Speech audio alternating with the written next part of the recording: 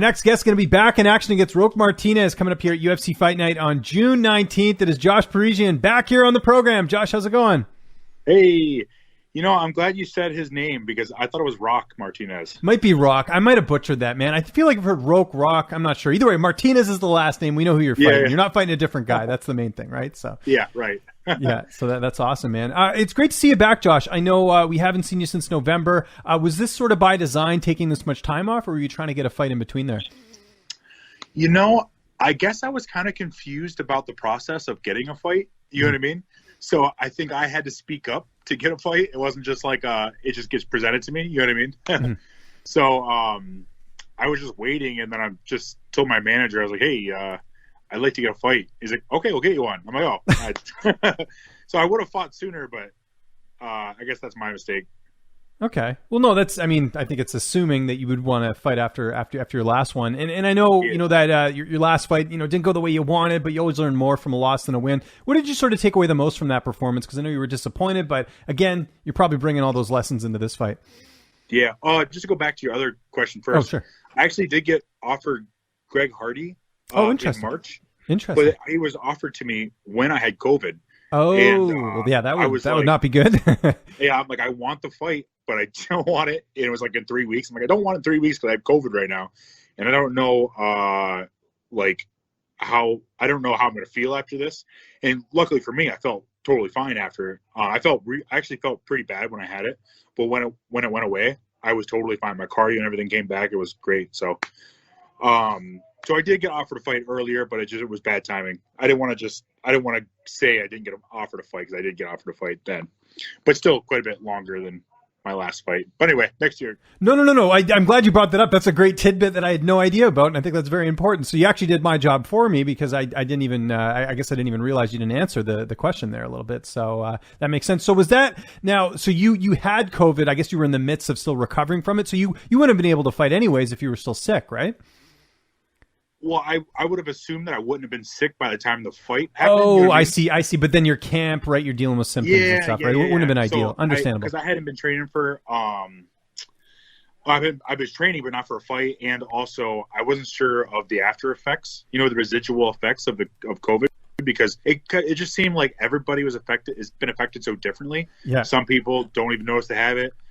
Mine was I would say my symptoms were in between a cold and the flu. Wasn't as bad as a flu, but a little worse than a cold. You know what I mean? Mm-hmm. But it wasn't that I was sick. It was like, how is this going to affect me? Because I've heard people have like long-term effects and stuff. And yeah, you got to be careful about that stuff. And it's your career you're talking about here. You don't want to mess around with it, right? So.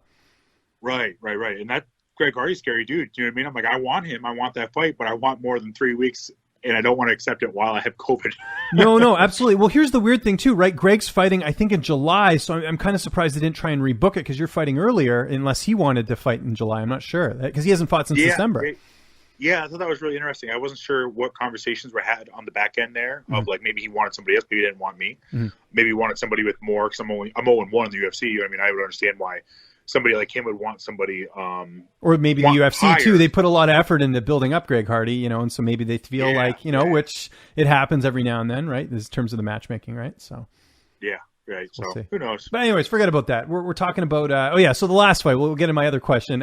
What did you sort of learn the most from that fight? Because I know I saw the Facebook post and everything after. I know you felt like you had so much more to give in that fight, and you weren't able to put it together in the cage. Yeah, I think that I can't really pinpoint exactly what the problem was, but I think it could have been many problems why that happened. So all I could do is try to fix every one that I could think that it could be. One of them was just being in the UFC. Even though I fought for Contender, I fought in the TV show. It's like you had the longest road ever to get to the UFC, I think, out of anyone, right? 2 Contender Series fights and the Ultimate Fighter. That was crazy. Yeah. Yeah, but just like when I put the UFC on a pedestal. And like, I don't know, I envisioned it being just so colossal differently in my head than when I got there. And it's just another fight. It's the same shit. You know what I mean? Just more lights, more cameras. Obviously the production value is like out of this world, but it's just a fight. Mm-hmm. You know what I mean? Nothing different. And, I don't know. I think maybe I had to experience it to just be like, hey, this is just like any other time I've ever fought. Yeah. So I think I had a little bit of nerves for some reason. my legs just felt so heavy. You know what I mean? I think it might have been adrenaline dump. And then also I hurt him in the first round. And I think because I felt a certain way, like, my body doesn't feel right. Things don't feel right. And when I hurt him, I'm like, go. You know what I mean? Just unload because you need to get this finished because you don't feel right. Mm-hmm. And then I didn't finish him. And then I'm like, well, all right, here we go. Let's 3 rounds of just throwing punches. And I've done a lot of thinking. Man, this is a question that I could answer for a half hour because I'm really what's the word? Introspective? Is that the word? I don't know. I think Somebody so, who thinks a lot about it. Yeah. And I realized that, like, as I start to get tired, I start to shut certain things down. So like my fainting, as I'm getting tired, I'm like, okay, well, I have to last to the end. So let me start shutting down the fainting. I'll conserve there. And then I'll start shaving other things. I'll start getting upright. Whether this is probably subconscious. You know, I'm doing it subconsciously. Now I'm starting to get standing upright. In the last fight, I was pretty upright, so I couldn't create power with my hips. So we have the record for the most punches thrown in a fight, but nothing for me was going to be a knockout because I'm so standing tall that I can't create power. Right. Okay. And I had to come to the realization too that, like, by fainting, by being low, by being a threat is actually going to save me more cardio in the end than somebody feeling comfortable just coming in, pressuring, beating me up. You know what I mean? If I can make them think, I'm not sure if I should come in or not, that's really going to save me in the long run. So coming to that realization and implementing things in the fight camp to be better with that. Good stuff. Yeah. Okay. Well, no, it's good that you've had, time to sort of look back on that and kind of make some adjustments. Let's talk about your opponent here. What do you know about him? How do you feel like you match up against him here? I watched 2 fights, and I tried to stop watching fights, but I kind of changed it. I'm like, you know what? I'll watch the fights early in the camp so that I can kind of get a grasp of what they do, and then just kind of, as they get closer, don't watch it at all because then I get me nervous again. Mm-hmm. Because if I watch somebody too much, I don't get nervous, and then I don't perform well. But I do want to know what he's bringing to the table. So I watched the fight with him and Crow Cop. He's a gritty dude. You know what I mean? I think his best attribute is he's very tough. You know what I mean? And I think that's a great attribute to have, but I don't think it's if you don't pair that with something else, I think you're going to be in for a bad time. You're just going to get beat up. Yeah, that's my intention. You know what I mean? Yeah. No. I think he's got good boxing. I don't think that he uses his body well to, like I was talking about earlier, doesn't use his body to create power through his kinetic chain. He's just kind of arm punching mostly. But his boxing does look good. Good leg kicks, stuff like that. Man, I get to talk and I forget what the question was. No, I was just asking how you feel like you match up against him. Again, my job is to answer ask questions. You're the guy who punches people in the head, yeah. So don't worry about it. It's all good. Yeah, no, I think it's a great fight for me, especially because he's 0-2 in the UFC. I'm 0-1. You know what I mean? I'm grateful to get another guy that's there trying to come up as well, and not somebody that's just a killer. They're like, all right, well, let's just feed this dude this guy. You know what I mean? So I appreciate that.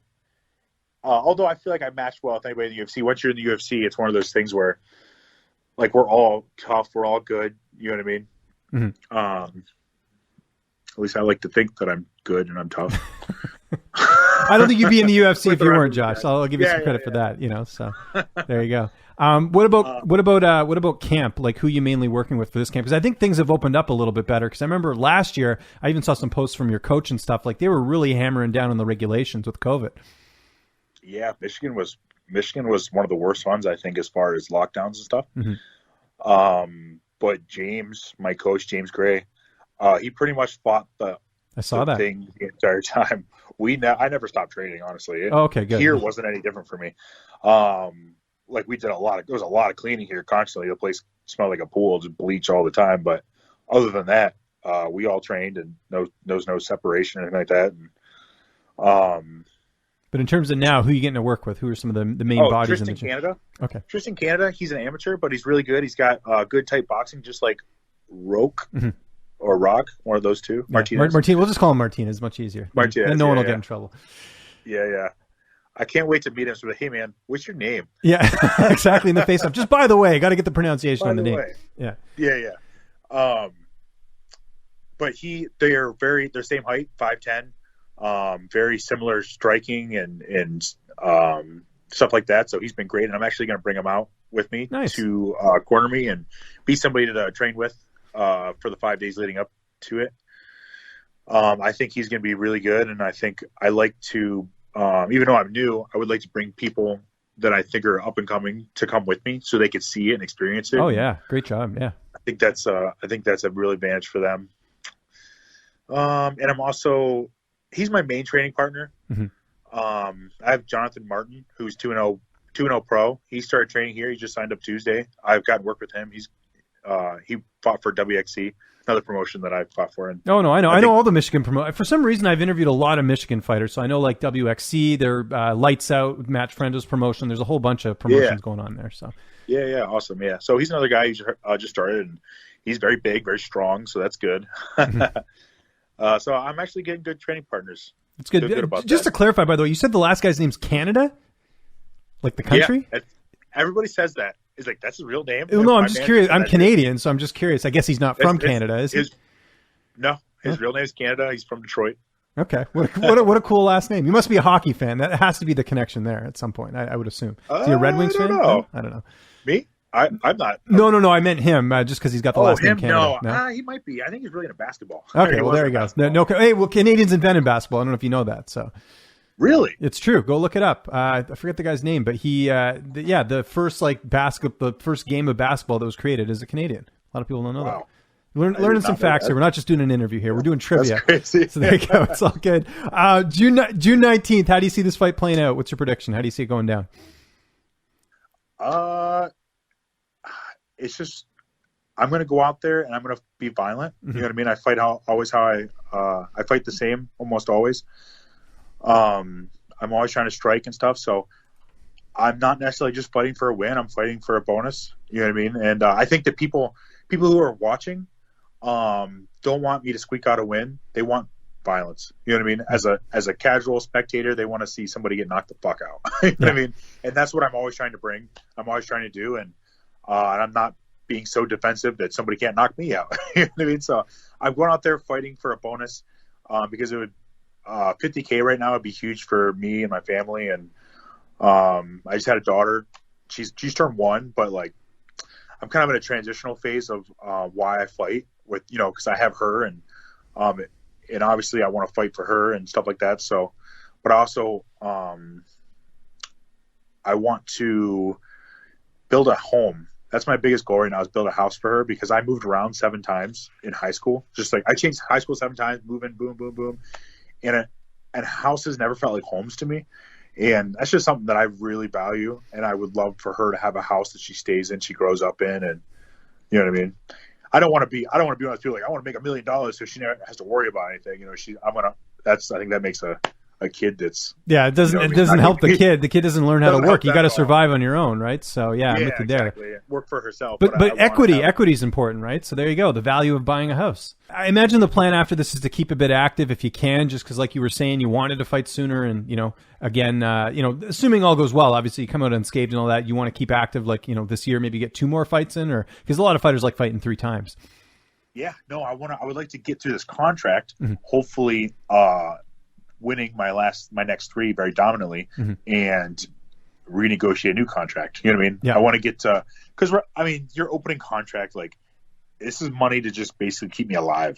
Right. No, for sure. Get the essentials. And then obviously, that next contract is the bigger one if you keep winning, right? So you have 4 total. So you've done 1 now, you get 3 more, right? Including this next fight. Yep. Okay, that makes sense. Yep. Cool. There you go. Josh, this was awesome. I really appreciate the time, man. Anyone you want to thank? Any sponsors, any social media? I'll give you the last word. Yeah, absolutely. I want to thank Tristan, Canada, who's been helping me out. James Gray. He's such a good coach. We were talking about it today. He has like an ability to really help you realize your potential. You know what I mean? And he's helped me a lot. That means a lot to me. My sponsor, Slate Chocolate Milk. It's protein chocolate milk. It's actually really good. And I'm not even just saying that because my sponsor. I love it. And then Timothy McDonald Law Offices here in Livingston County. And that's my only sponsors. Thank you. Thank you for having me on here. Appreciate it.